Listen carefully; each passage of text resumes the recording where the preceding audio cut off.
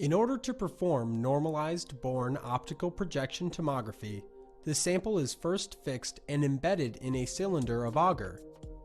The sample is then rotated along a vertical axis and then uniformly illuminated with an excitation wavelength, and the transmission is measured with a CCD suitable optics.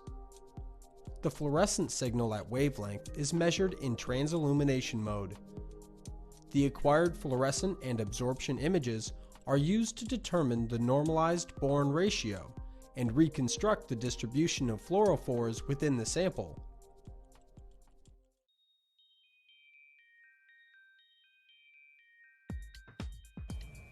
Hi, my name is Claudio Vinegoni and I work at the Centers for Systems Biology at Mass General Hospital, Harvard Medical School.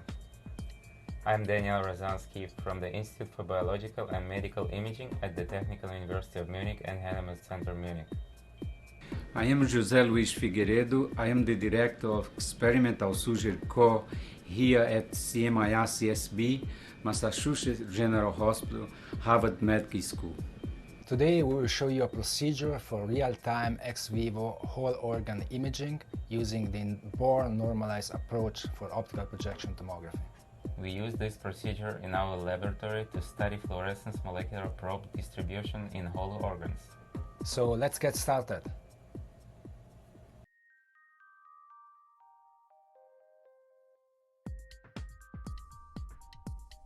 This video will explain the procedure for using optical projection tomography to image prepared tissues or organs.